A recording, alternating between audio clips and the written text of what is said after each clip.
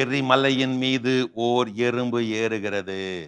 இது ஒரு வரி ஜென் கவிதை.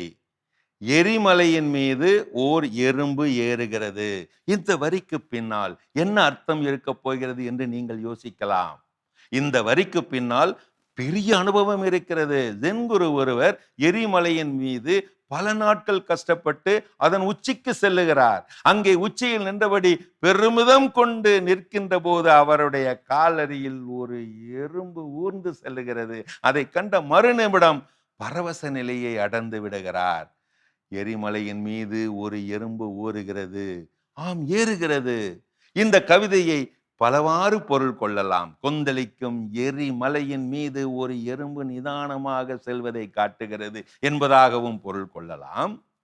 அல்லது எரிமலையின் மீது ஏறிவிட்டதாக மனிதர்களை சாதனை பெருமதை கொள்வதை எறும்பு கூட செய்கிறது என்பதாகவும் நாம் எடுத்துக்கொள்ளலாம். ஒரு சிறிய எறும்பு ஊறுவதால் எரிமலையின் உயிர் மேலுள்ள பிரம்மாண்டமான அன்பு வெளிப்படுகிறது, புலப்படுகிறது என்றதும் எடுத்துக்கொள்ளலாம். இப்படி பல நிலைகளில் அர்த்தம் கொள்ளலாம். இப்படி இந்த ஒரு வரியை நீங்கள் யோசித்தால் எல்லையற்ற அர்த்தங்களை நோக்கி விரிந்து கொண்டே போகிறது அல்லவா? யாரும் ஏற முடியாத மாபெரும் மலை மட்டுமல்ல பிரம்மாண்டம். பனித்துளியில் சூரியன் தெரிவதும் கூட பிரம்மாண்டம்தான். இது போன்ற ஜென் கவிதைகள் இவற்றையெல்லாம் மெய்ப்படுத்துகின்றன. ஜென் கவிதைகள் எளிமையான வரிகள் தான். யோசித்தால் அதன் உட்பொருள் பிரம்மாண்டமான பிரம்மாண்டமே. இதோ மேலும் 10 ஜென் கவிதை வரிகள். உன்னிப்பாக கவனியுங்கள். ஒரு வரி பொருளோடு சொல்லுகிறேன். வெற்றுப்பானையில் இருக்கிறது பிரபஞ்சத்தின் முழுமை. பொருள்களை விட இடைவெளிக்கு முக்கியத்துவம் கொடு. வெற்றுப்பானையில் இருக்கிறது பிரபஞ்சத்தின் முழுமை. நீரோடையில் விழும் இலை திசையை நிர்மாணிப்பதில்லை. இயற்கையோடு இயைந்து போ.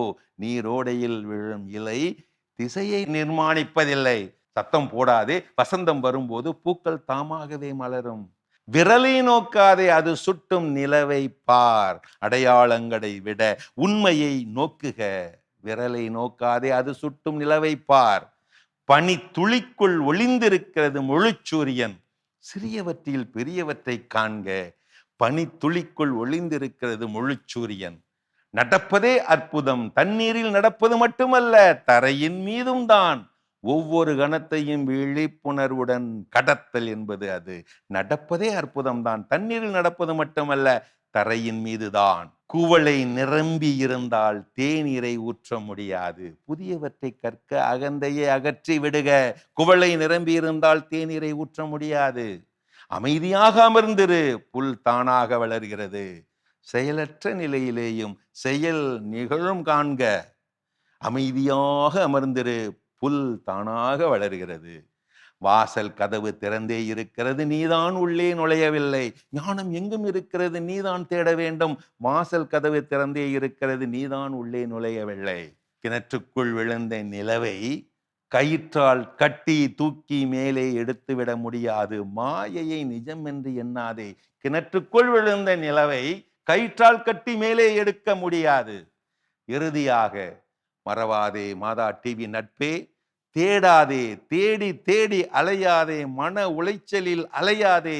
தேடுதல் நிற்கும் இடத்தில் தான் தரிசனமே தொடங்குகிறது.